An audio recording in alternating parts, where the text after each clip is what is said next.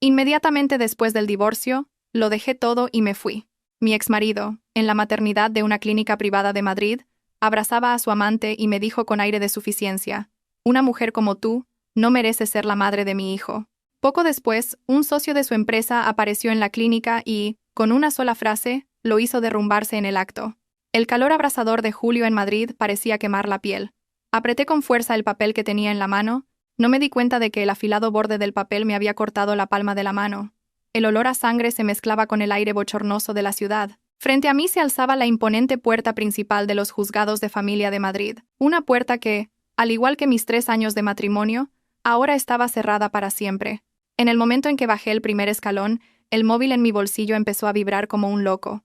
Era Javier. Quise estampar el teléfono contra el suelo, pero una fuerza invisible me guió hasta pulsar el botón de aceptar la llamada. Quizás, en el fondo, todavía esperaba algo. Una disculpa, un ápice de arrepentimiento, aunque sabía que era imposible. Al otro lado, en lugar de un silencio desconsolado, resonó su voz arrogante y altanera, mezclada con el ruido de un hospital. «Ah, Valentina, te llamo para darte una buena noticia». Mi corazón se hundió. Me llamó Valentina, en un tono formal y distante. Ese trato desconocido me dolió más que 1000 insultos. Guardé silencio. Tenía un nudo en la garganta y no podía decir nada. A Javier no parecían importarle mis sentimientos.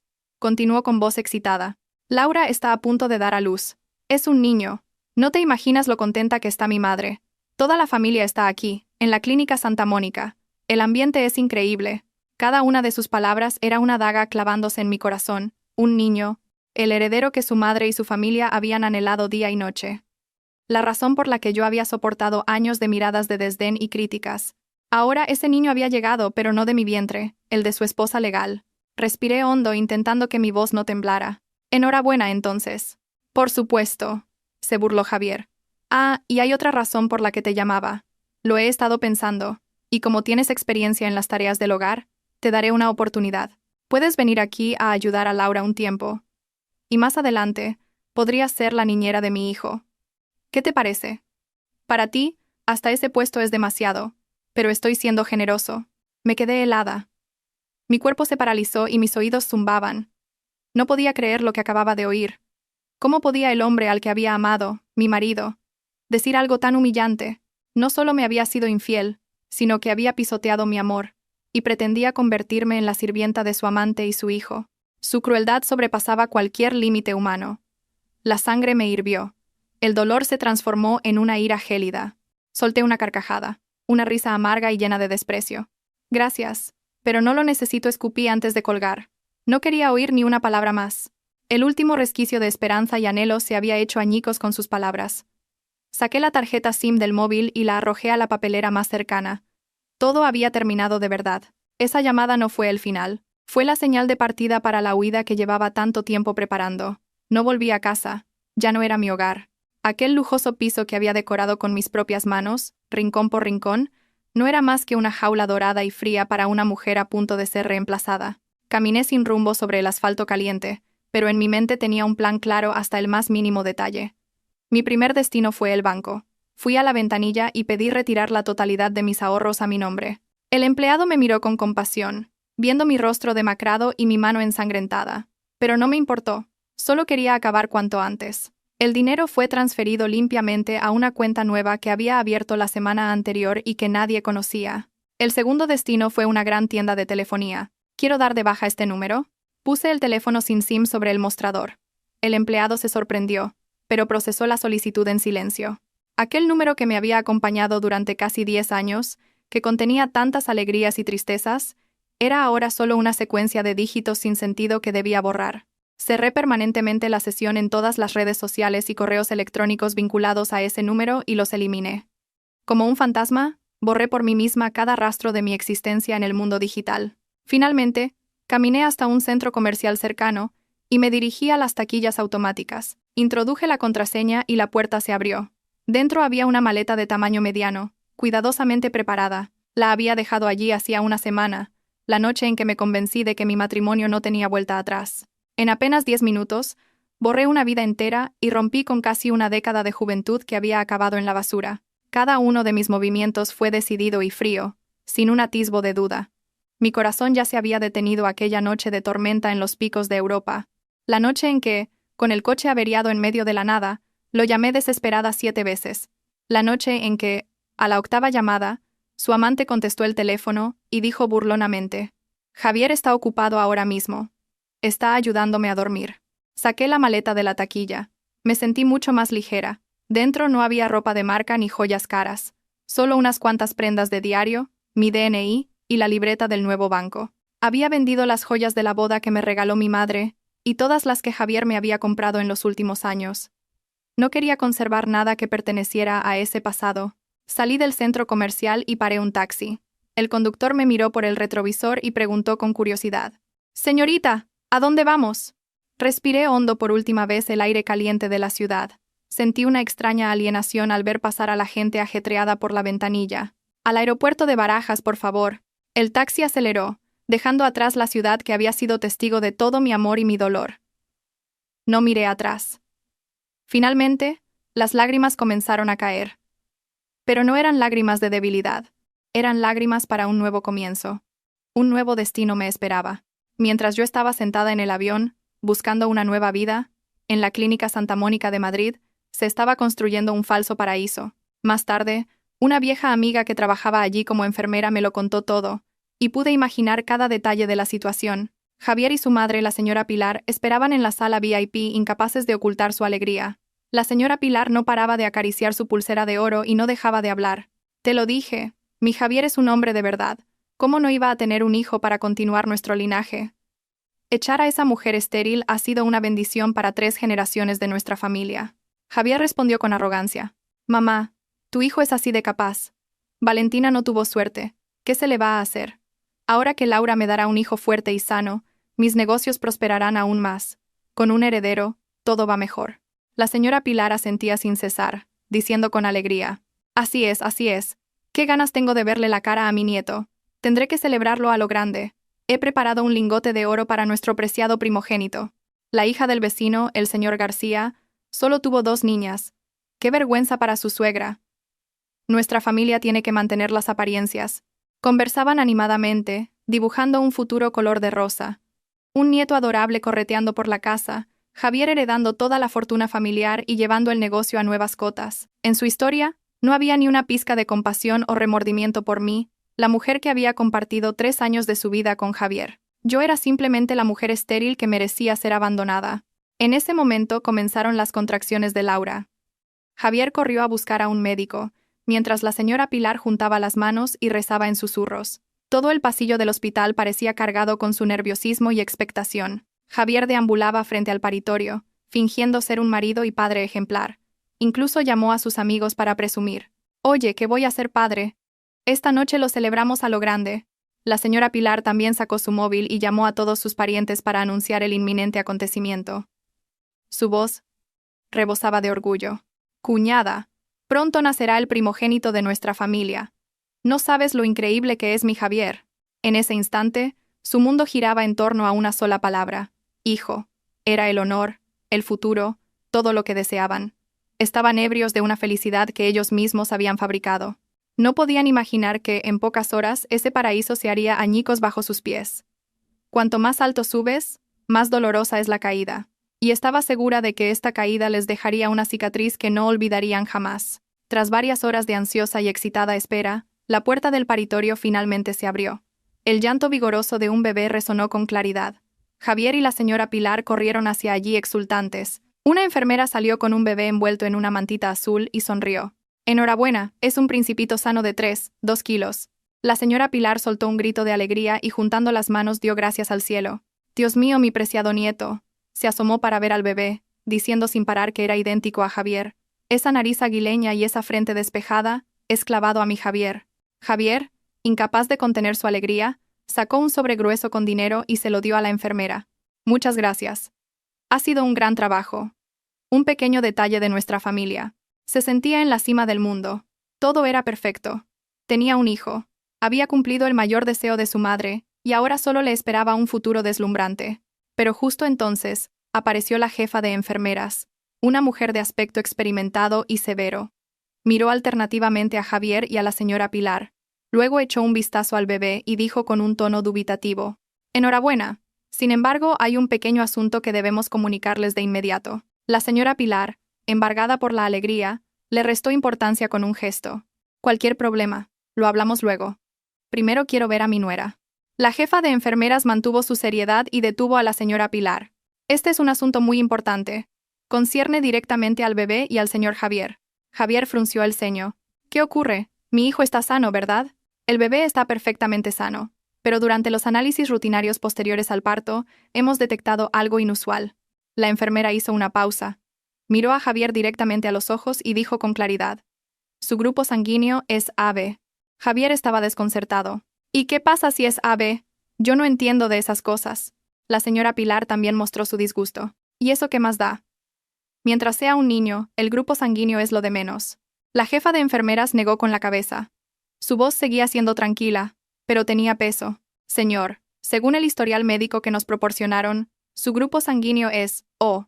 Genéticamente, es imposible que un padre con grupo sanguíneo O y una madre de cualquier otro grupo tengan un hijo con grupo sanguíneo AB». El ruidoso pasillo se sumió en un silencio sepulcral. Las sonrisas de Javier y la señora Pilar se congelaron en sus rostros. Javier balbuceó: «¿Pero qué tonterías está diciendo? Eso es imposible. Tiene que haber un error». «Señor, esto es ciencia básica. Es imposible que hayamos cometido un error. Para asegurarnos, hemos repetido la prueba 2 veces». El rostro de la señora Pilar se puso rojo de ira. Señaló a la enfermera y gritó: «Mida sus palabras. Seguro que el hospital ha hecho mal las pruebas. ¿Cómo puede pasar algo así entre mi Javier y mi nuera?» Javier también estaba fuera de sí. Gritó: «Llamen al jefe de planta. Tráiganlo ahora mismo. ¿Así es como hacen su trabajo? Mi hijo no puede no ser mi hijo». La gente empezó a arremolinarse alrededor del paritorio. La jefa de enfermeras, aún con calma, dijo: «Si no nos creen, podemos realizar una prueba de ADN de inmediato para obtener el resultado más preciso. Pero puedo afirmarles, desde un punto de vista médico, que este niño no puede ser su hijo». Aquellas palabras fueron como un rayo caído del cielo. Javier se tambaleó y tuvo que apoyarse en la pared para no caer. El paraíso en el que acababa de entrar se había hecho añicos en un instante. Javier, negando la realidad, gritó e insultó, convirtiendo el pasillo del hospital en un caos. Gritaba que el hospital le estaba estafando, que la enfermera quería sacarle dinero. La señora Pilar hizo lo mismo. Se derrumbó en el suelo, llorando a mares y lamentándose de su mala suerte. La vergonzosa escena atrajo numerosas miradas curiosas y teléfonos móviles que grababan a escondidas. En medio de aquel caos, un hombre con un traje impecable se acercó con calma. Parecía un empresario de éxito, y le seguía una persona que parecía su asistente. Yo había visto a ese hombre antes. Era Marcos, un socio importante de Javier. Marcos no le dedicó ni una mirada a Javier y se dirigió directamente a la jefa de enfermeras, inclinando ligeramente la cabeza. «Buenas tardes. Soy Marcos, el padre del niño. Quería agradecer al hospital y a todo el personal médico por cuidar también de la madre y de mi hijo». Su voz no era alta, pero en el repentino silencio, resonó con una claridad pasmosa. Javier se giró bruscamente, con los ojos desorbitados, mirando a Marcos. ¿Qué has dicho?» Marcos se volvió entonces hacia Javier. No había ninguna emoción en su mirada, solo frialdad y un atisbo de compasión. Esbozó una ligera sonrisa, más insultante que una bofetada. «Javier, estás haciendo demasiado ruido. La madre y el niño necesitan tranquilidad». Se acercó tranquilamente y le dio una palmada en el hombro, un gesto cargado de burla. Luego, le susurró al oído, con un volumen suficiente para que todos los presentes lo oyeran: «De todos modos, gracias. Has trabajado mucho cuidando de mi mujer y de mi hijo todo este tiempo. Ahora, por favor, desaparece. Necesitan descansar».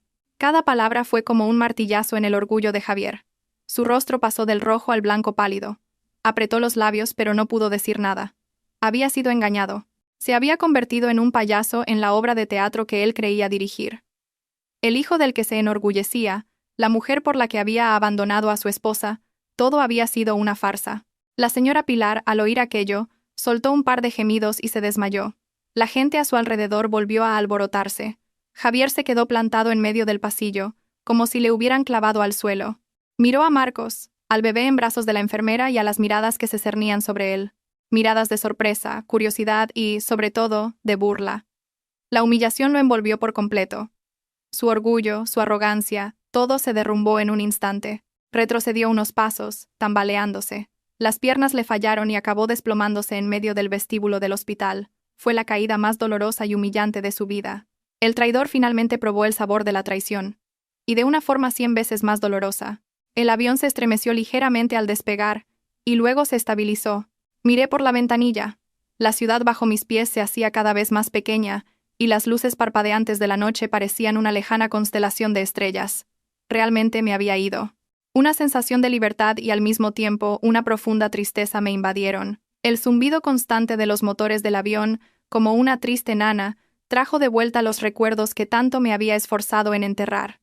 Recordé los dulces inicios de nuestro matrimonio. Javier era un marido cariñoso. Siempre sabía cómo hacerme feliz. Creíamos que nuestro matrimonio sería un refugio de paz. Pero esa calma duró apenas un año. Todo empezó por Laura, una becaria de contabilidad que entró en la empresa de Javier.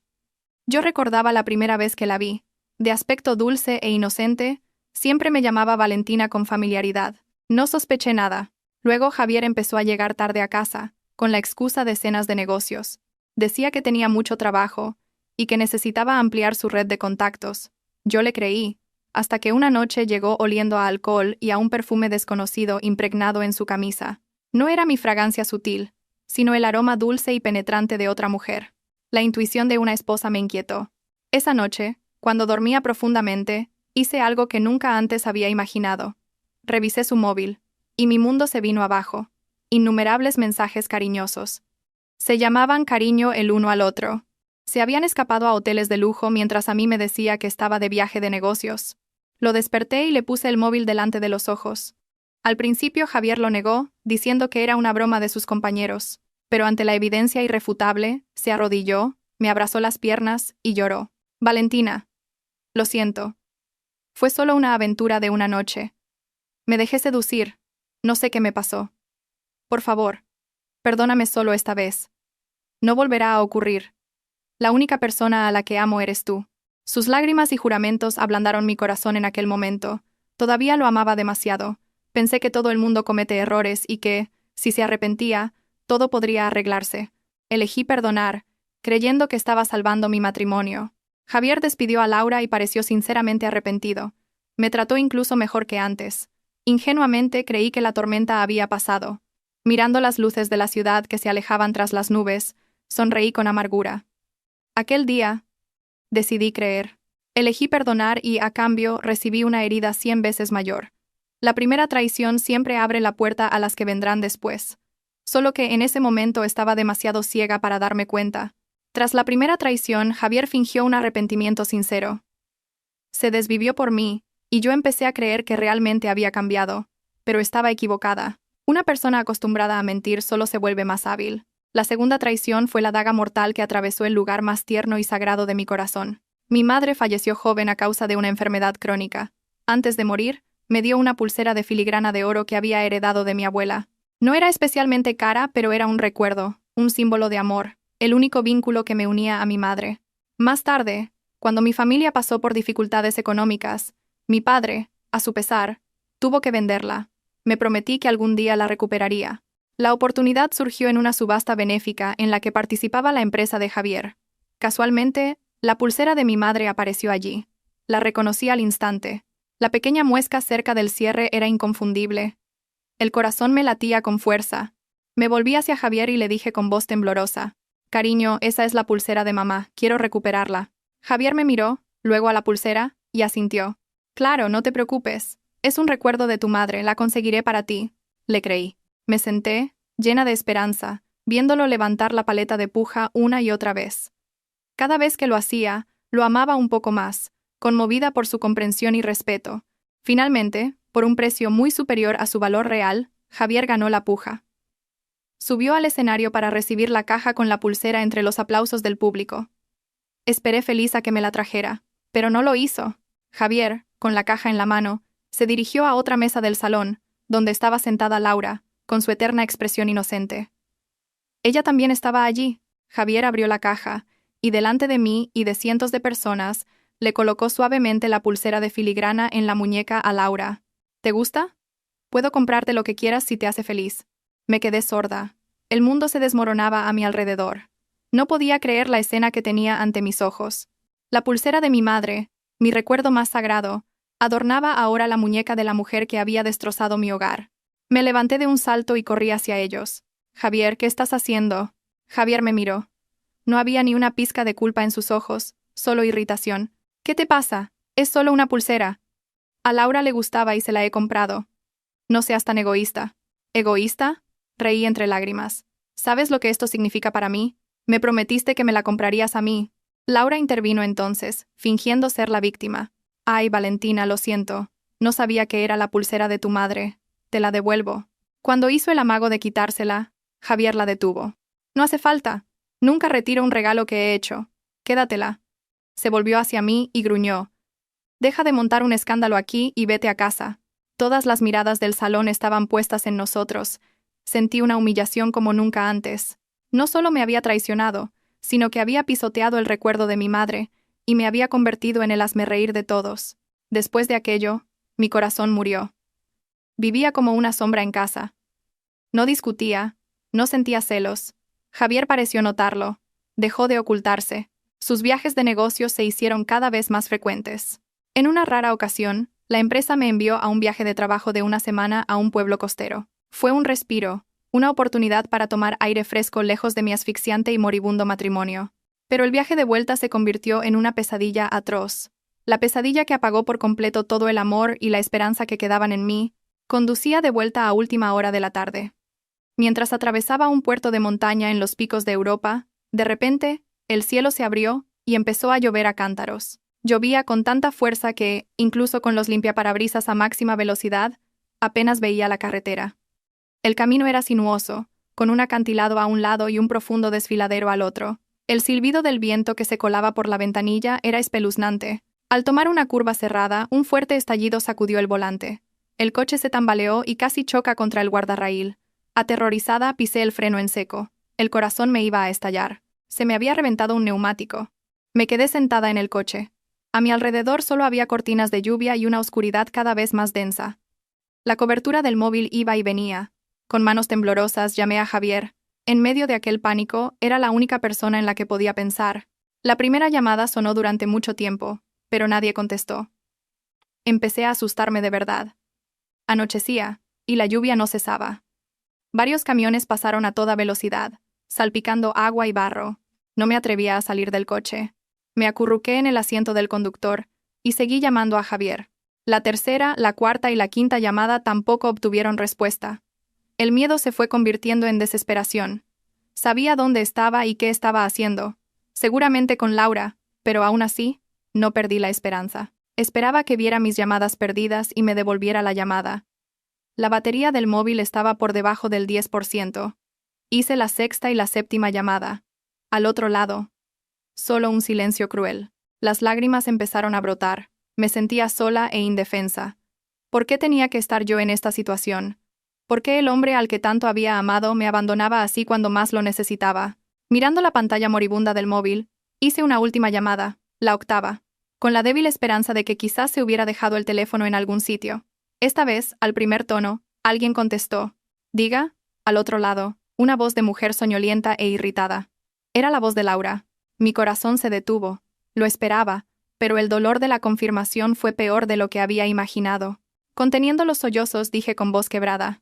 Pásame con Javier. Hubo un breve silencio, seguido de su risa ligera.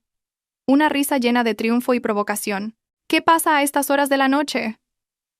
Javier está ocupado ahora mismo, está ayudándome a dormir. Si no es importante, habla con él mañana. Cada una de sus palabras fue como 1000 cuchillos apuñalando mi corazón. ¿Ocupado ayudándote a dormir? Era increíble.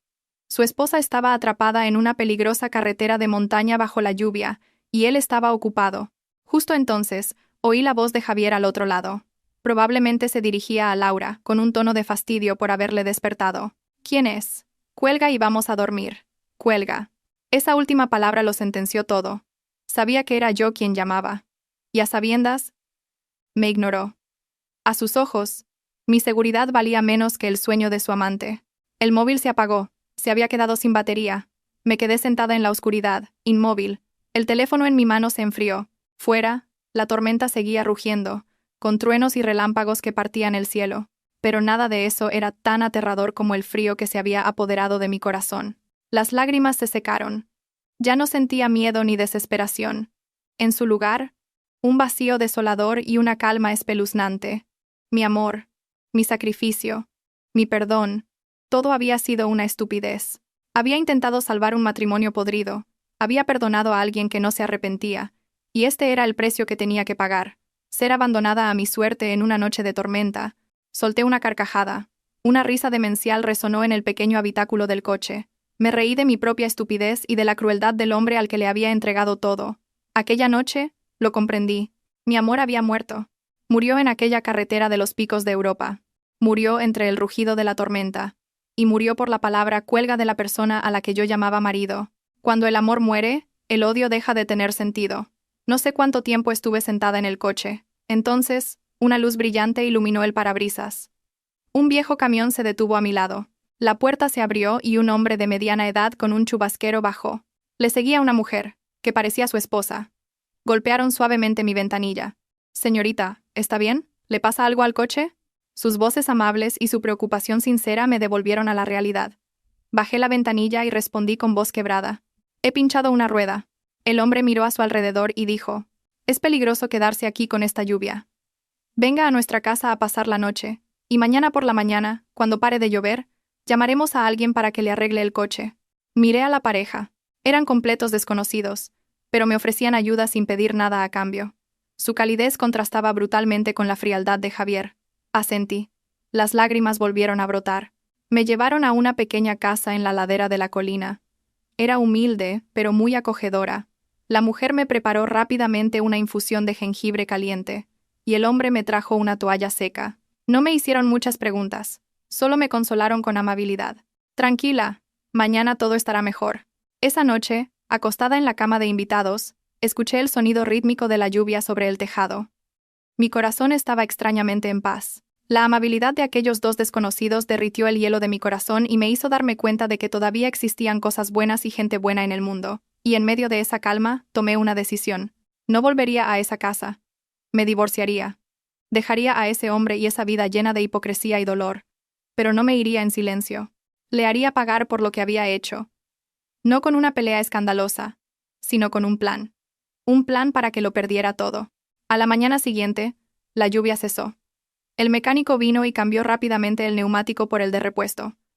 Antes de irme, intenté darles dinero a la pareja, pero se negaron rotundamente. Ayudar a la gente es una alegría, señorita. Les di las gracias con una profunda reverencia. Su amabilidad me dio aún más fuerza. Conduje, pero no hacia casa. Fui directamente al banco para poner en marcha la primera fase de mi plan. Mi amor murió en aquella carretera de montaña. Lo único que quedaba era un plan. Un plan para irme y no volver jamás. Tras volver de aquel viaje de trabajo, yo ya no era la misma Valentina. No más lágrimas, no más dolor. Dentro de mí solo había un frío vacío y un único objetivo: irme. Pero no podía simplemente hacer las maletas y marcharme de forma humillante. Necesitaba una salida con una causa justificada. Y para eso, necesitaba encontrar su punto débil. Usé parte de mis ahorros para contratar a un detective privado que un amigo me recomendó discretamente.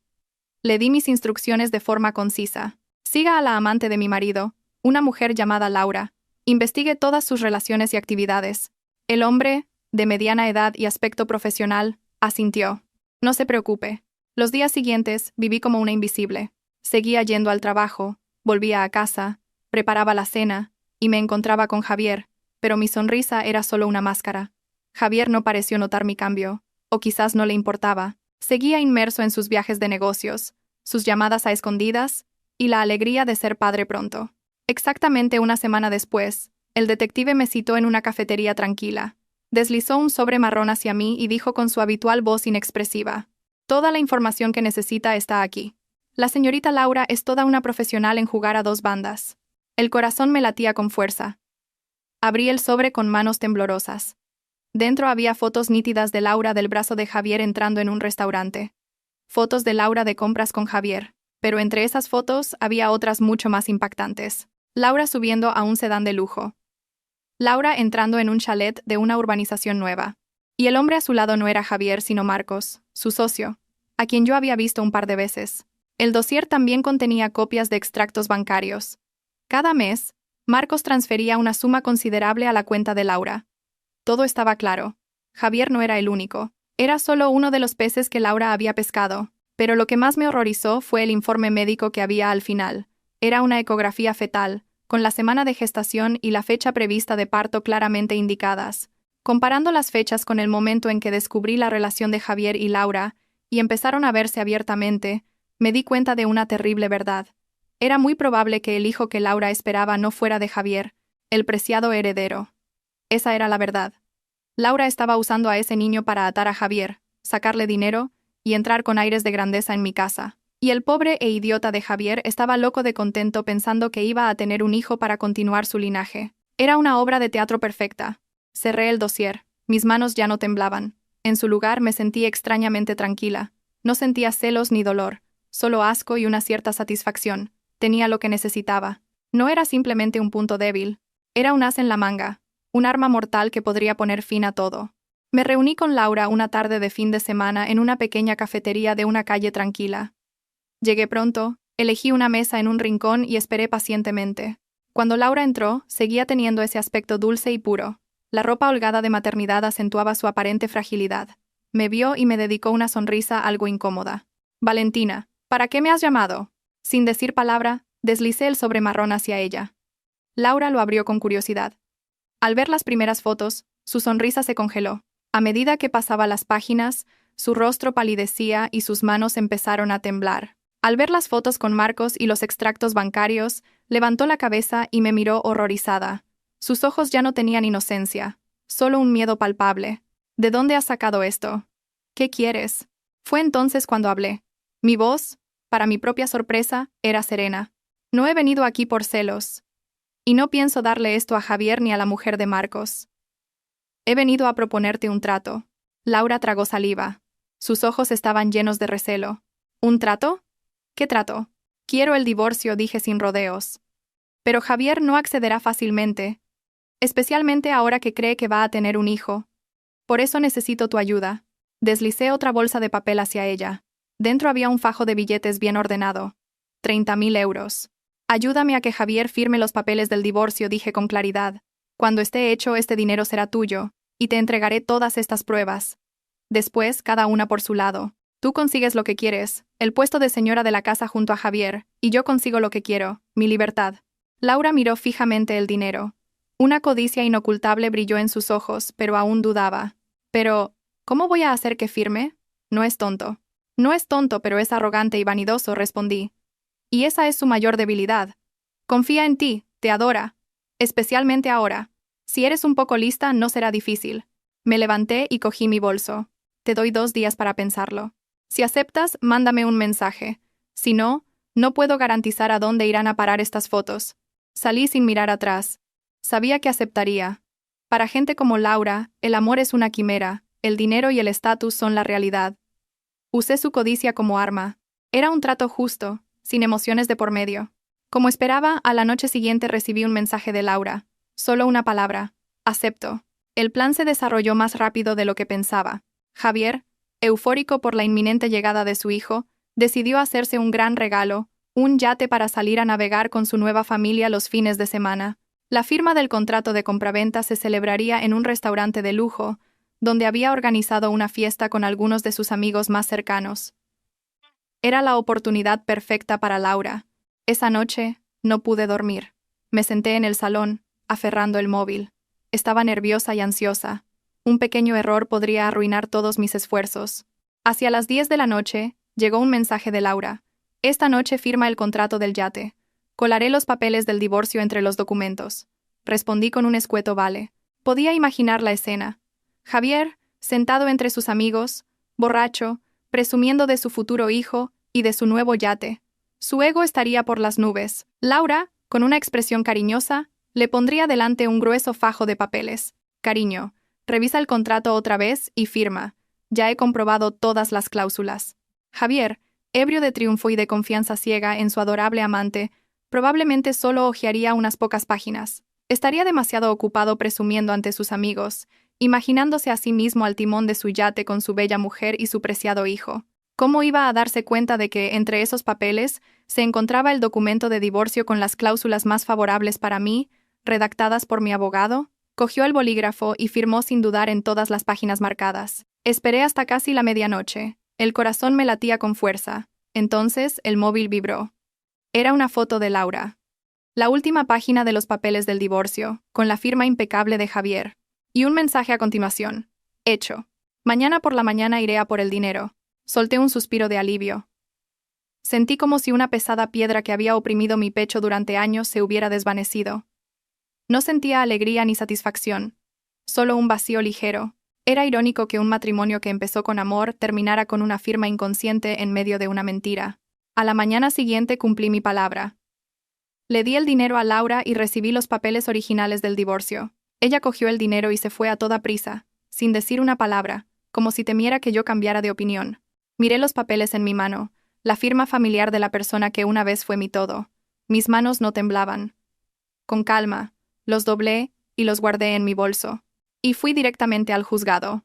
Cuando entregué los documentos a la funcionaria, me miró con lástima. ¿Lo ha pensado bien? Sonreí por primera vez después de días y días de oscuridad y asentí. Sí, nunca he estado más segura. La suerte estaba echada. Todo estaba decidido. El avión me llevó a mi nuevo destino, un tranquilo pueblo junto a un lago, cuando la ciudad aún estaba sumida en la niebla del amanecer. Al salir del aeropuerto, el aire fresco y limpio, con aroma a pinos y flores, llenó mis pulmones. Era completamente diferente al aire viciado y asfixiante de la ciudad que acababa de dejar. Respiré hondo. Sentí como si todas mis preocupaciones se desvanecieran. No quería alojarme en un hotel ni en un ruidoso complejo turístico. Quería encontrar un lugar verdaderamente tranquilo para empezar de nuevo. Después de un día entero de búsqueda encontré una pequeña y bonita casa de una sola planta a orillas del lago sereno. La casa era vieja y la pintura estaba desconchada en algunas partes, pero tenía un amplio jardín delantero cubierto de maleza y una valla de rosales silvestres descuidados. Me enamoré de ella a primera vista. Como yo, no era perfecta, pero tenía una vitalidad latente. Con un poco de dedicación se volvería hermosa. Alquilé la casa por un año. Los días siguientes me dediqué a limpiarla y arreglarla. Rasqué la pintura vieja y la pinté toda de un blanco inmaculado. Recorrí tiendas de segunda mano y elegí una a una las mesas, sillas y estanterías que me gustaban. Todos los muebles eran sencillos y rústicos, en lugar de la opulencia de mi antiguo apartamento. Dediqué la mayor parte de mi tiempo al jardín. Arranqué las malas hierbas, aré la tierra y planté lavanda, margaritas y algunas hierbas aromáticas. El trabajo físico me agotaba y me llenaba de tierra, pero mi corazón se sentía extrañamente feliz y en paz. Con cada gota de sudor, parecía que los malos recuerdos se lavaban. Por las noches, después de una ducha, me preparaba una infusión caliente y me sentaba en el porche a contemplar el lago en calma. No más discusiones, no más esperas desesperadas, solo yo, mi pequeña casa y una paz absoluta.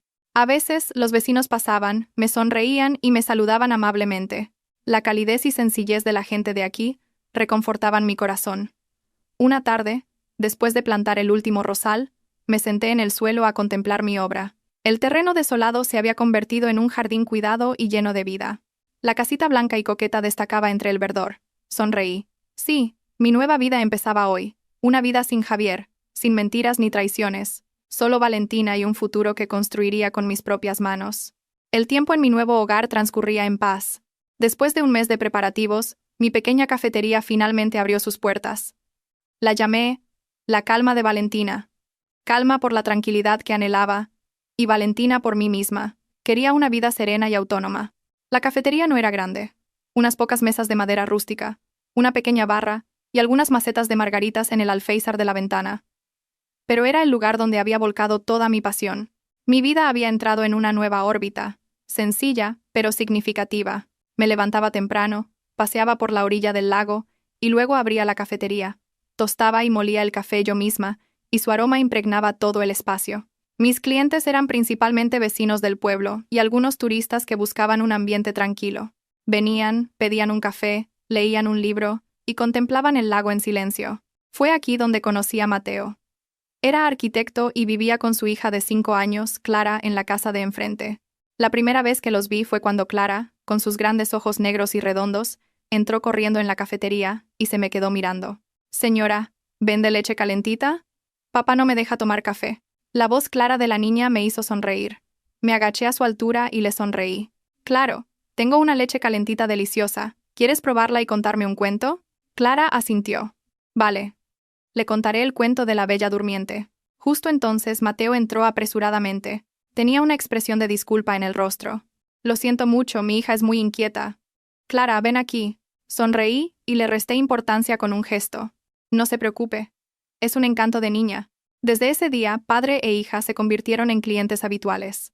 Cada mañana, antes de llevar a Clara a la guardería, Mateo pasaba por aquí para que la niña se tomara un vaso de leche caliente. Era un hombre callado y tranquilo, pero su mirada siempre era cálida, especialmente cuando miraba a su hija. Su mujer había fallecido en un accidente de tráfico 2 años atrás, y él criaba a su hija solo. No hablábamos mucho. Solo saludos cordiales y sonrisas. Pero cada mañana, su presencia se convirtió en una parte familiar de mi rutina, una luz que iluminaba mi día. Algunos días, Clara me traía un dibujo garabateado para enseñármelo. Señora Valentina, este dibujo es de usted. Tiene el pelo largo como la princesa Rapunzel. Miré la figura con el pelo largo en el dibujo y sonreí abiertamente. Hacía mucho tiempo que no reía de una forma tan natural y feliz.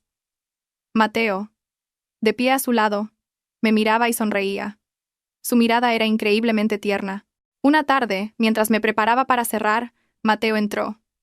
Dudó un momento y luego dijo: «Este fin de semana voy a llevar a Clara al jardín botánico. Si le parece bien, ¿le gustaría venir con nosotros?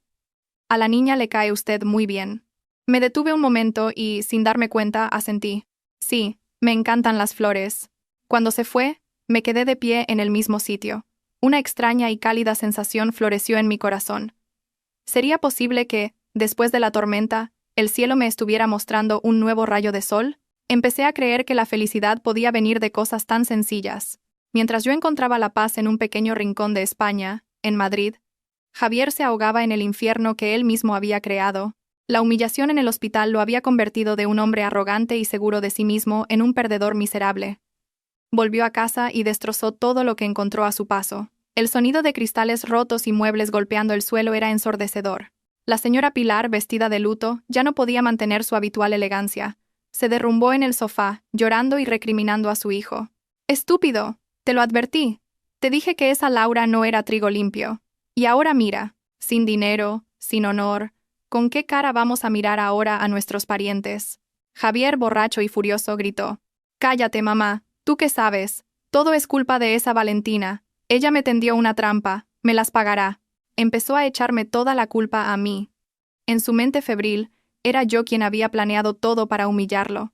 No se daba cuenta de que su propia traición y estupidez eran la causa de todo. La humillación se convirtió en un odio retorcido. Empezó a buscarme como un loco. Fue a nuestro antiguo apartamento, esperando que yo volviera. Pero la casa vacía solo acumulaba una fina capa de polvo. Yo no me había llevado nada. Llamó cientos de veces a mi antiguo número. Pero solo recibía el frío mensaje de: «El número que ha marcado no existe». Contrató a un detective para que me encontrara a toda costa. Incluso fue a ver a mis padres a su pueblo. Pero los vecinos le dijeron que hacía mucho tiempo que habían vendido la casa y se habían mudado, y nadie sabía a dónde. Todos mis rastros parecían haberse evaporado de la faz de la tierra. La impotencia volvía a Javier cada vez más loco. Se refugió en el alcohol y descuidó su negocio. La señora Pilar, viendo a su hijo destruirse día a día, sentía una mezcla de rabia y pena. Su odio hacia mí también crecía. A sus ojos, yo era la raíz de todos los males. «Tenemos que encontrarla», le dijo Javier a su madre un día, borracho y rechinando los dientes. «La encontraré y la haré arrodillarse ante mí y ante ti para pedir perdón. No puedo permitir que pisotee el honor de nuestra familia y viva tranquilamente». El amor había desaparecido, y el arrepentimiento no existía. En la mente de Javier solo quedaba la sed de venganza. Quería encontrarme no para recuperarme, sino para destruir mi vida y arrastrarme con él al fango en el que se estaba hundiendo. Y yo, ajena a todo, no sabía que un fantasma del pasado me buscaba a gritos. La búsqueda de Javier continuó durante meses sin ningún resultado. Gastó una cantidad considerable de dinero y movilizó todos sus contactos. Pero era como si yo me hubiera desvanecido sin dejar rastro. El detective que contrató negó con la cabeza y dijo: «Señor Javier, lo he comprobado todo. No hay ningún registro de transacciones con el antiguo DNI de la señora Valentina. Todas sus cuentas bancarias están cerradas y su número de teléfono dado de baja. Es como si nunca hubiera existido. Ha sido una desaparición muy bien planeada». Javier, furioso, tiró el dossier sobre el escritorio. «Inútiles, no podéis encontrar a una sola mujer». Empezó a buscar por su cuenta. Frecuentaba los lugares a los que solíamos ir: cafeterías antiguas, nuestra librería favorita, el parque donde tuvimos nuestra primera cita, pero en todos sitios solo quedaban recuerdos vacíos. Preguntó a nuestros amigos en común, pero nadie sabía nada de mí. Mi plan incluía cortar el contacto con todas las personas relacionadas con él. La impotencia lo volvía cada vez más irritable y desesperado. A menudo se sentaba solo en el frío apartamento, mirando los objetos familiares y sintiendo un terrible vacío. Por primera vez en su vida, se dio cuenta de que mi ausencia dejaba un hueco mucho más grande de lo que pensaba. Pero no era el vacío del amor, sino el de una costumbre perdida, de una posesión que ya no tenía. La señora Pilar, viendo a su hijo cada vez más demacrado, se desesperaba. ¿Y si se ha ido a la casa de su familia en el pueblo, en ese rincón perdido de la sierra? ¿Has enviado a alguien allí? Ya he ido, espetó Javier. No estaba. He enviado gente a todas partes y no hay ni una sola pista. La desesperación de llegar a un callejón sin salida lo consumía día a día. Se obsesionó con encontrarme. Ya no era simple rabia. Se había convertido en una compulsión. No podía aceptar que la mujer a la que siempre había ignorado, la que pensaba que nunca podría dejarlo, hubiera desaparecido de una forma tan perfecta. Se sentía burlado por su propia presa. Una noche, completamente borracho, Javier volvió al apartamento. Se tambaleó hasta el que había sido mi dormitorio. Todo seguía igual, el tocador, el armario, pero una fina capa de polvo lo cubría todo. Se desplomó en el suelo. La impotencia y la soledad lo abrumaron. Agachó la cabeza. Por primera vez en años lloró. Pero no eran lágrimas de arrepentimiento. Eran las lágrimas amargas de un perdedor. La desesperación lo arrinconó en el rincón más oscuro del apartamento. Y fue en esa oscuridad donde un recuerdo emergió con más claridad que nunca. Como si algo se le hubiera ocurrido, se levantó y se tambaleó hasta la estantería del despacho. Entre los pesados libros de negocios, había un par de álbumes de fotos viejos. Con manos temblorosas los hojeó hasta detenerse en una foto. En ella, yo sonreía radiante, sosteniendo una elaborada pieza de cerámica. Era un jarrón de cerámica de Talavera, una pieza única de un famoso artesano. Fue un regalo que él me encargó especialmente para nuestro primer aniversario de boda y que tardó casi medio año en recibir. Recordó cuánto apreciaba yo ese jarrón. Lo había colocado en el lugar más visible del salón, lo limpiaba con esmero todos los días. No era un simple regalo, era un símbolo de nuestro amor en aquella época, cuando todavía era puro e inmaculado. Un pensamiento cruzó la mente de Javier. Ropa, joyas, dinero. Yo podría haberlo abandonado todo, pero ¿podría haber abandonado ese jarrón? ¿Una obra de arte única en el mundo, cargada de recuerdos? Estaba seguro de que no. No era una cuenta bancaria o un número de teléfono que se pudiera borrar. Era un objeto físico. Era el único vínculo tangible que quedaba entre él y yo. Como un náufrago que se aferra a una tabla, Javier corrió al ordenador y tecleó con manos temblorosas. No buscó a ciegas. Entró en comunidades online de coleccionistas de cerámica española. Se unió a grupos en redes sociales de amantes de la cerámica de Talavera. Publicó mensajes, fingiendo ser alguien que buscaba una pieza similar, preguntando si alguien había visto un jarrón de Talavera con un diseño particular de aves. Pasaron los días sin respuesta, y su esperanza comenzó a desvanecerse. Quizás se había equivocado. Quizás yo también lo había abandonado. Pero cuando estaba a punto de rendirse, probó otra cosa. Empezó a buscar en plataformas para compartir fotos con las palabras clave: cerámica Talavera, jarrón aves y el nombre del artesano. Pacientemente revisó miles de fotos sin importancia, y entonces su corazón dio un vuelco. Se detuvo en una foto, un selfie de una joven en una cafetería muy bonita. La mujer no tenía nada de especial, pero el objeto en la estantería de madera decorativa detrás de ella le cortó la respiración a Javier. Era él. El jarrón de cerámica de Talavera. Solo se veía una pequeña parte, y estaba un poco borroso, pero lo reconoció sin lugar a dudas. Las dos aves con sus elegantes alas desplegadas, una imagen que le resultaba demasiado familiar. Con manos temblorosas, Javier hizo clic en la ubicación que la mujer había etiquetado. Aparecieron las palabras: La Calma de Valentina, Lago Sereno, Zamora. Amplió la foto, con los ojos pegados a la pantalla. Lo había conseguido. Después de meses de búsqueda desesperada, finalmente me había encontrado. En el rostro demacrado de Javier se dibujó una sonrisa torcida, llena de odio. Valentina, no puedes escapar de mí. La vida en mi nuevo hogar transcurría tan plácidamente. Mi relación con Mateo también se estrechaba poco a poco. Nuestras conversaciones ya no se limitaban a saludos formales, sino que se convirtieron en profundos intercambios sobre la vida y las dificultades pasadas. Aquel fin de semana, como habíamos acordado, disfruté de un picnic con él y su hija en el jardín botánico. Ver a Clara corretear entre los macizos de flores de colores, con su risa cristalina llenando el aire, alegró mi corazón. Hacía mucho tiempo que no veía a Clara reír tanto, dijo Mateo en voz baja a mi lado. Gracias. No digas eso, sonreí. Yo también me lo estoy pasando muy bien. En ese momento, bajo el suave sol de la tarde, creí de verdad que podía dejar atrás el pasado y vivir una nueva vida, que los días oscuros realmente habían terminado. Pero no sabía que, justo cuando sentía la felicidad, un fantasma del pasado había recorrido cientos de kilómetros para encontrarme. Mientras yo disfrutaba en el jardín botánico, Javier ya había llegado a mi pueblo. No estaba de vacaciones. Había venido con un único propósito. Dentro del taxi que rodeaba el lago, los ojos de Javier escrutaban los alrededores como un depredador siguiendo el rastro de su presa. Finalmente, el taxi se detuvo. A lo lejos, vio un modesto cartel de madera. La calma de Valentina. Su corazón latió con fuerza, no de alegría, sino de una rabia creciente. La calma de Valentina. Ese nombre le pareció un desafío, una burla. ¿Cómo se atrevía a abrir una cafetería con su propio nombre? ¿Cómo se atrevía a pisotear su honor y vivir una vida tan tranquila? Javier no entró directamente. Se sentó en un local de enfrente a observar. Me vio moverme ajetreada detrás de la barra, sonreír a los clientes. Esa sonrisa, una sonrisa genuinamente radiante y serena, era algo que no había visto en mucho, mucho tiempo. Esa sonrisa se le clavó en los ojos como una espina, enfureciéndolo aún más. Esa tarde despedí a Mateo y a Clara y charlé un rato con ellos en la puerta. Clara se aferró a mi mano, sin querer irse. Señora Valentina, mañana volveré a jugar. Le acaricié el pelo. Claro, mañana te espero. Cuando se fueron, entré para empezar a cerrar. Pero un extraño presentimiento me hizo girar la cabeza y mirar al otro lado de la calle. Y me quedé helada. Entre la gente que pasaba, una figura familiar me miraba fijamente. Aunque la distancia era considerable, y él estaba mucho más delgado y con barba, reconocí sin duda que era Javier. La paz que tanto me había costado conseguir se hizo añicos en ese instante. Sentí como si el corazón se me cayera a los pies. Mi cuerpo se quedó frío, y mis manos y pies se paralizaron. Me quedé clavada en el sitio, incapaz de apartar la vista de aquella figura al otro lado de la calle.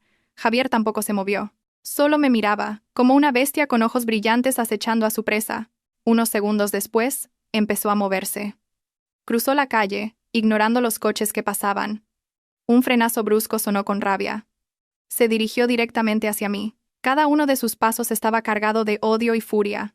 Retrocedí un paso e intenté cerrar la puerta de la cafetería, pero fue demasiado tarde.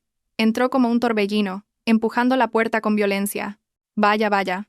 ¿Así que te has atrevido a huir hasta aquí?, gruñó. Su grito resonó en la pequeña cafetería. Los pocos clientes que quedaban se giraron sorprendidos.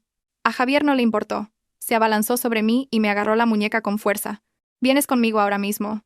El agudo dolor en mi muñeca me devolvió a la realidad. El miedo inicial se convirtió rápidamente en ira. Me solté con todas mis fuerzas. Suéltame. ¿Estás loco? ¿Que si estoy loco? ¿Quién está loco aquí? Javier me miró con los ojos desorbitados. Te atreves a huir sin decir nada. Manchas mi nombre y el de mi familia, y luego abres una cafetería aquí y vives feliz como si nada hubiera pasado. Lo miré directamente a los ojos y dije con voz gélida. Estamos divorciados, Javier. Tú y yo ya no somos nada. Esta es mi cafetería, así que por favor vete. No molestes a los clientes. Mi calma pareció enfurecerlo aún más. ¿Divorciados? ¿Quién lo autorizó? Ese papel lo firmaste engañándome. No lo reconozco. Eres mi mujer. Mi mujer para toda la vida. Tienes que volver a casa. Intentó abalanzarse sobre mí de nuevo. Retrocedí y cogí rápidamente un jarrón de la mesa, poniéndome a la defensiva. Si das un paso más, llamaré a la policía. ¿La policía? Javier se rió como un loco. A ver cómo se mete la policía en una pelea de matrimonio. Ven conmigo. Lanzó un manotazo y tiró el jarrón que yo sostenía al suelo. Con un ruido agudo, la cerámica se hizo añicos. El agua y los pétalos de flores salpicaron por todas partes. Los clientes de la cafetería, asustados, empezaron a levantarse. Mi pacífica cafetería estaba ahora cargada de tensión y violencia. Justo cuando Javier intentaba abalanzarse sobre mí de nuevo, una figura alta se interpuso tranquilamente entre nosotros. Era Mateo. Había vuelto a buscar un estuche que su hija Clara se había dejado y lo había visto todo. No miró a Javier. Se volvió hacia mí y me preguntó, con su voz aún suave pero llena de preocupación, ¿estás bien? Negué con la cabeza. Todavía tenía un nudo en la garganta. Su aparición fue como un bote salvavidas. Al ver a Mateo, los celos y el complejo de inferioridad de Javier explotaron. ¿Y tú quién eres? Esto es un asunto de familia, lárgate. Mateo se volvió entonces hacia Javier. No mostraba miedo ni ira. Solo lo miraba con calma y le dijo con claridad: Señor, soy amigo de Valentina. Y usted está molestando a Valentina y a todos los presentes. Por favor, váyase. La calma de Mateo enfureció aún más a Javier. ¿Amigo? ¿Huyes de tu marido para venir aquí a liarte con otro? Lo sabía. Quítate de en medio antes de que pierda la cabeza. Javier empujó con fuerza el hombro de Mateo, pero Mateo se mantuvo firme como una pared. Frunció ligeramente el ceño y dijo: Le convendría mantener un poco la compostura. Primero, sé que usted y Valentina están legalmente divorciados. No tiene derecho a llamarla su esposa, ni a actuar de forma tan violenta. Segundo, esto es un lugar público. Su alteración del orden puede ser sancionada por la ley. Cada palabra de Mateo, aunque tranquila, dio en el punto débil de Javier. Se detuvo un momento, probablemente sorprendido de que un extraño conociera tan bien su situación. Me miró a mí y luego a Mateo de nuevo. Sus ojos echaban chispas. ¿Y tú quién te crees para decirme eso? No me creo nada, respondió Mateo. Solo creo en el sentido común. Valentina está viviendo su vida. No le ha hecho daño a nadie. La persona que está causando problemas aquí es usted. La presencia de Mateo y las miradas de desaprobación de los otros clientes arrinconaron a Javier. Ya no podía seguir con su escándalo. Ser reprendido en público por un extraño hirió gravemente su orgullo. Rechinó los dientes y nos señaló a Mateo y a mí. De acuerdo. A ver cuánto os dura. Valentina, te arrepentirás. Dicho esto, Javier se dio la vuelta bruscamente y salió de la cafetería a grandes zancadas. Detrás de él, solo quedaron el caos y un pesado silencio. Lo vi marcharse, temblando de pies a cabeza, de miedo y de rabia. Mateo se volvió y me puso una mano en el hombro. Ya ha pasado, estoy aquí. Esa simple frase, extrañamente, me calmó. Después de que Javier se fuera, la cafetería quedó en un silencio extraño. Los pocos clientes que quedaban pagaron rápidamente y se fueron, probablemente para no verse envueltos en problemas. Pronto solo quedamos Mateo y yo. La adrenalina bajó y sentí que las piernas me fallaban. Me dejé caer en una silla. Todavía me temblaba todo el cuerpo.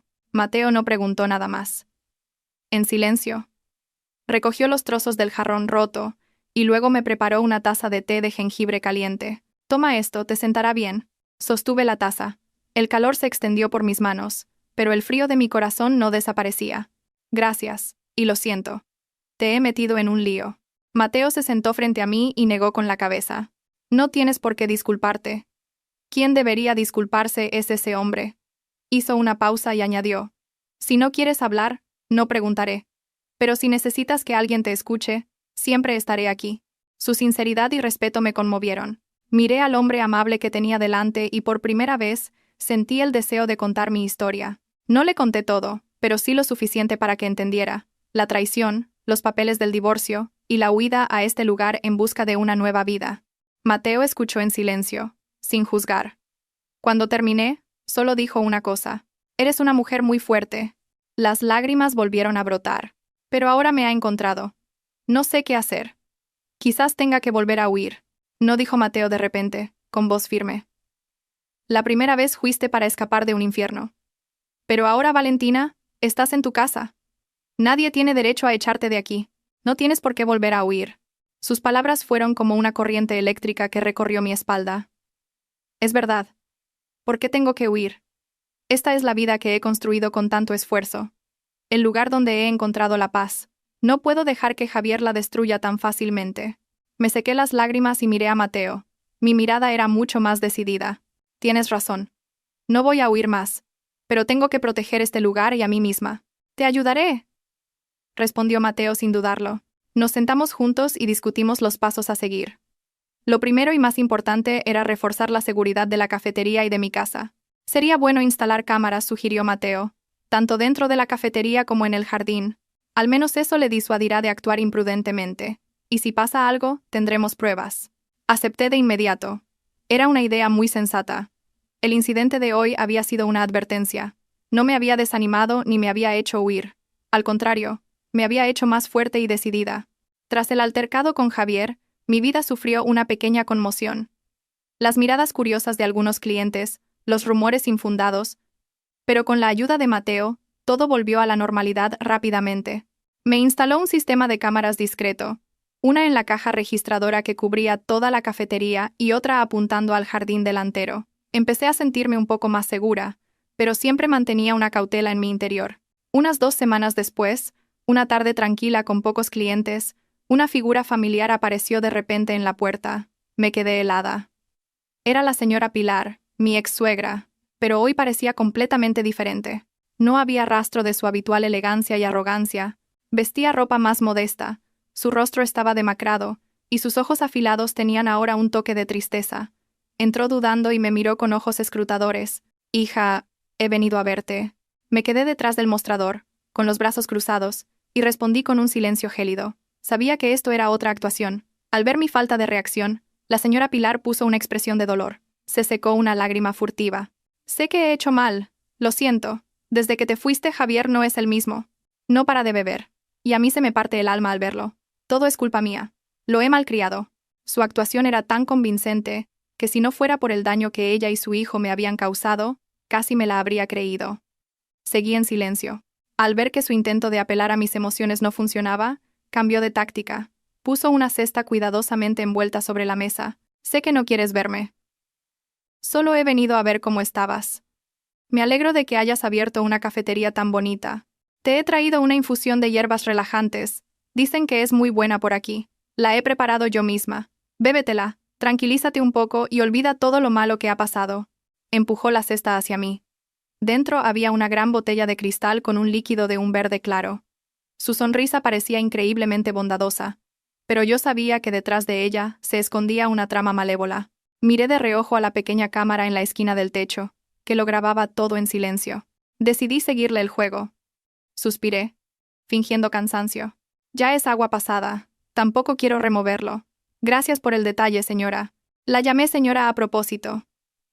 El rostro de la señora Pilar se tensó por un momento, pero rápidamente volvió a su expresión lastimera. «Todavía estás enfadada conmigo.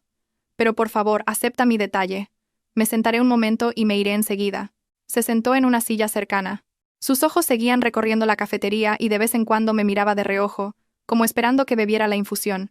Cogí la botella. Noté el frío del cristal. Le dediqué a la señora Pilar una sonrisa sociable. «La infusión tiene una pinta deliciosa.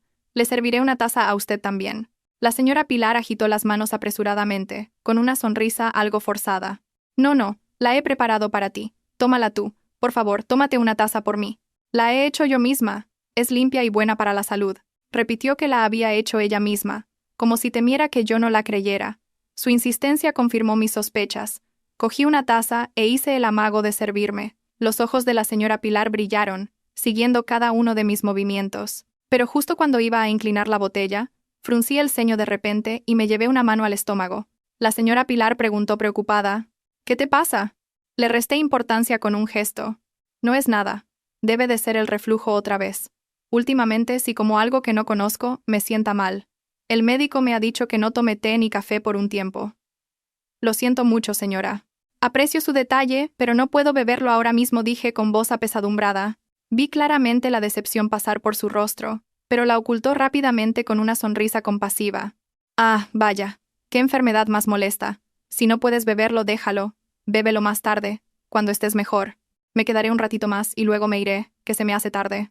Se quedó unos minutos más, charlando de trivialidades, y luego se fue. Antes de irse se dio la vuelta y no olvidó decir: «Bébete la infusión, es buena para la salud». «Sí». Claro, sonreí mientras la acompañaba a la puerta. Cuando su figura desapareció tras la colina, mi sonrisa se desvaneció al instante. Cerré la puerta de golpe y eché el cerrojo. Miré la botella de infusión sobre la mesa y sentí un escalofrío. Si no hubiera estado alerta y me la hubiera bebido, ¿qué habría pasado? Probablemente me habría quedado profundamente dormida, y al despertar, quizás me habrían llevado a algún sitio, o algo peor. No quería ni pensarlo. Miré la cámara, con su luz roja parpadeante, y agradecí mentalmente a Mateo. Lo llamé de inmediato. «Mateo, ¿podrías venir a ayudarme con una cosa?». Media hora después, Mateo llegó. Le expliqué toda la situación. Miró la botella con expresión seria. No dijo mucho, solo: «Me llevo esto para analizarlo. Tú no te muevas de casa, y cierra bien las puertas». Me senté en la cafetería, esperando nerviosa. Unas 2 horas después, sonó mi móvil. Era Mateo. «Valentina». Su voz al otro lado sonaba muy tensa. «Ya tengo los resultados. En la infusión se ha detectado una alta concentración de diazepam. Es un sedante muy potente. Si lo hubieras bebido, te habrías quedado profundamente dormida durante al menos 12 horas, sin poder despertar. Al oír aquello sentí un frío glacial. Era exactamente lo que había pensado. No habían venido solo a molestarme, querían secuestrarme. La obra de teatro había terminado, y el verdadero rostro del diablo había quedado al descubierto. Cuando el shock pasó, una fuerte determinación, mezclada con ira, surgió en mí. No iba a dejar que su plan se llevara a cabo. Esta vez no me quedaría en silencio, ni aguantaría, ni huiría. Los llevaría ante la justicia. A la mañana siguiente, fui con Mateo a un pequeño despacho de abogados en la ciudad. Era el despacho de un amigo de Mateo, un abogado joven, competente y comprometido. Me senté frente a él y le expliqué con calma toda la historia, desde el altercado de Javier hasta el intento de envenenamiento de la señora Pilar el día anterior. Luego puse sobre la mesa un USB, un informe de laboratorio y mi certificado de divorcio. Este USB contiene la grabación de la cámara en la que se ve a mi ex-suegra entrando en la cafetería, entregándome la botella de infusión e insistiéndome para que la bebiera, dije con claridad. Y este es el informe del análisis de esa infusión. Y esto demuestra que ya no tengo ninguna relación matrimonial con su hijo. El abogado examinó todas las pruebas meticulosamente, vio el vídeo varias veces y leyó el informe con atención. Cuando terminó, levantó la vista y me miró. Había un rastro de admiración en sus ojos. Señora Valentina, ha hecho un trabajo excelente recopilando las pruebas de forma tan impecable. Con lo que tenemos, podemos denunciarla por intento de lesiones. Es un acto claramente premeditado que podría haber tenido consecuencias muy graves. Mateo, sentado a mi lado, me cogió la mano para darme fuerzas. Queremos que todo esto se resuelva por completo. Queremos que Valentina esté a salvo. El abogado asintió. Entendido. Dada la gravedad del asunto y el anterior altercado de su exmarido, podemos solicitar a la policía medidas cautelares. En concreto, una orden de alejamiento de emergencia. No podrán acercarse a usted ni a la cafetería a una distancia determinada. Al oír eso, sentí un poco de alivio. Era exactamente lo que más necesitaba en ese momento. Entonces, ¿qué tenemos que hacer ahora?, pregunté. Ahora mismo redactaremos una denuncia adjuntando todas estas pruebas y la presentaremos en la comisaría de policía. Con pruebas tan evidentes, confío en que la policía iniciará la investigación rápidamente. Esa tarde, fui con el abogado a la comisaría. No temblé ni lloré. Expuse los hechos con claridad. Había venido a reclamar mi propia justicia. Cuando salí de la comisaría, ya atardecía. El cielo se teñía de tonos anaranjados. Respiré hondo el aire limpio de la tarde. Por primera vez en mucho tiempo, sentí que me había vuelto realmente fuerte. Ya no era el cordero asustado que solo sabía huir. Había aprendido a ser un erizo que saca sus púas para defenderse. Apenas 2 días después, la ley demostró su rigor. Recibí una llamada del abogado. Señora Valentina, me acaba de llamar la policía. Han citado a declarar a la señora Pilar y al señor Javier. La orden de alejamiento también ha sido aprobada por el juez. Estaba en la cafetería en ese momento.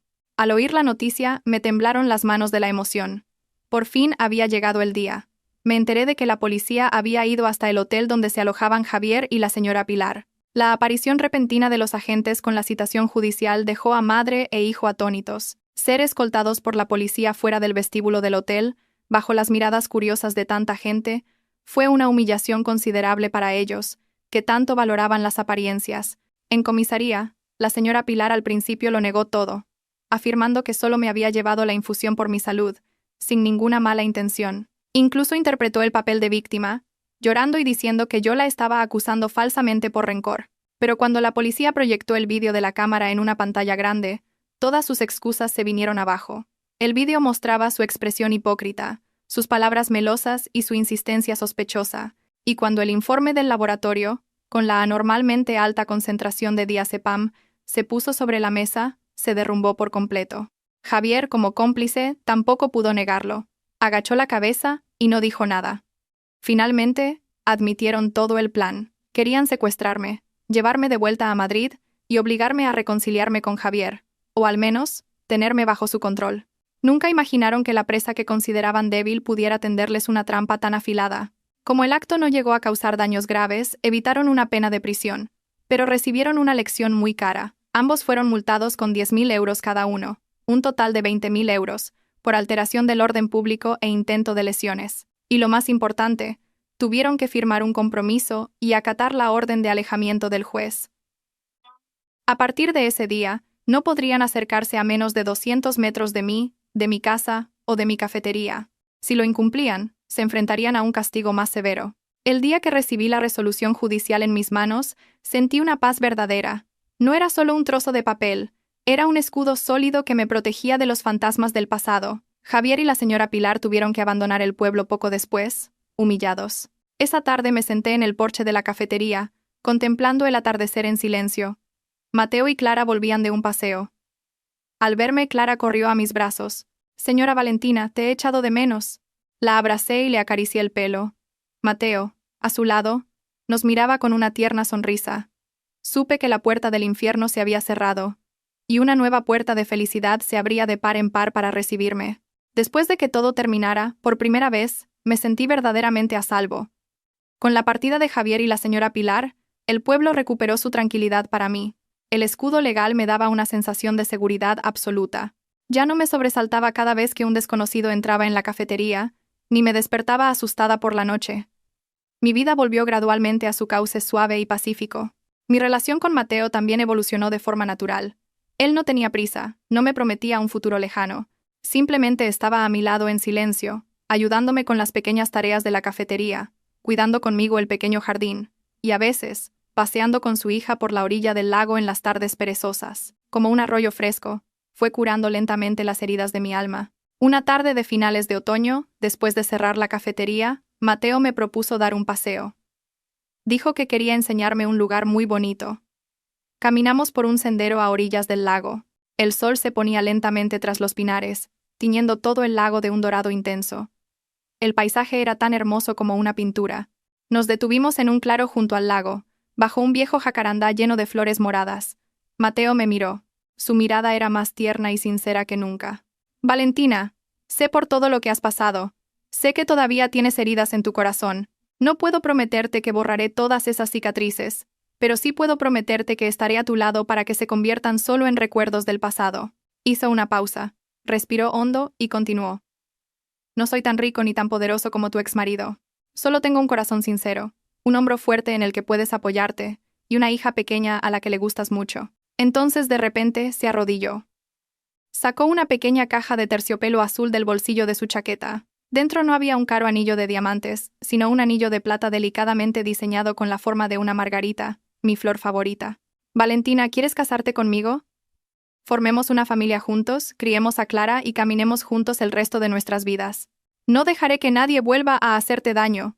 Las lágrimas corrían por mis mejillas sin cesar, pero esta vez eran lágrimas de felicidad. Después de todo lo que había pasado, pensaba que mi corazón ya no podría volver a amar, pero el hombre que tenía delante me demostró que estaba equivocada. Con su amabilidad, su paciencia y su amor sincero, había derretido de nuevo mi corazón helado. Sin decir palabra, asentí entre lágrimas. Mateo, loco de alegría, se levantó y me puso suavemente el anillo en el dedo. Me quedaba perfecto. Me abrazó con fuerza. Fue un abrazo increíblemente cálido. El viento del lago soplaba suavemente, trayendo el aroma de la hierba, los árboles y las flores. Supe que había encontrado mi verdadero refugio en la vida. Desde ese día, mi vida se llenó de felicidad. No tuvimos una boda por todo lo alto. Solo celebramos una fiesta sencilla y cálida en la calma de Valentina. Asistieron nuestros vecinos más cercanos y la amable pareja que me rescató en aquella carretera de montaña. Y, por supuesto, no podía faltar la protagonista, Clara. La niña, con un vestido blanco de princesa, correteaba por todas partes, enseñando a todos mi anillo de margarita. Valentina ahora es mi mamá. El ambiente estaba lleno de risas, era cálido y sincero. Era todo lo que siempre había querido. Un año después de nuestra boda, cuando mi vida estaba completamente estable y en paz, recibí una llamada inesperada de una vieja amiga de Madrid. Era una de las pocas amigas con las que mantenía el contacto, alguien que había sido testigo de mi infernal matrimonio. Después de unos minutos de charla, dudó. «Valentina, hay algo que quiero contarte, pero no sé si debería. Es sobre tu ex». Guardé silencio un momento y luego respondí con calma. «No te preocupes, cuéntamelo». Al otro lado del teléfono, la voz de mi amiga sonaba un poco apenada.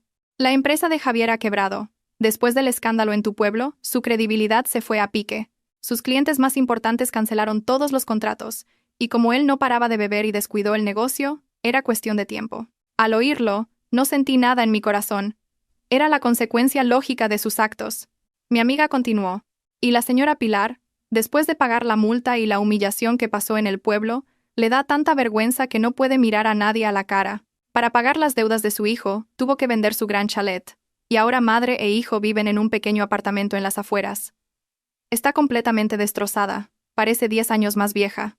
El karma realmente no perdona a nadie. Su arrogancia, su desprecio por los demás y sus malvados planes se habían vuelto finalmente en su contra. ¿Y Laura? Pregunté sin pensar. Ah, esa. Se burló mi amiga. En cuanto Javier se arruinó, ese tal Marcos cortó la relación de inmediato. Por lo visto, la mujer de Marcos se enteró de todo. Y montó un escándalo. Ahora está criando al niño sola, y lo está pasando muy mal. Trabaja en una tienda de ropa para poder sobrevivir. Me quedé en blanco por un momento. Una obra de teatro llena de mentiras y cálculos. Al final todos los actores tuvieron un final miserable. No me sentí ni satisfecha ni feliz. Solo sentí pena por mi yo del pasado, que se vio envuelta en ese torbellino. Después de colgar, salí al porche. Mateo estaba regando el campo de lavanda con Clara. Las risas de padre e hija resonaban alegres. Los miré y sentí una paz extraña. El pasado realmente había quedado atrás. Una semana después de hablar con mi amiga, recibí un paquete desconocido. No tenía remitente, solo la dirección de un bufete de abogados de Madrid. Lo abrí con curiosidad. Dentro había una carta escrita a mano en un papel viejo y arrugado.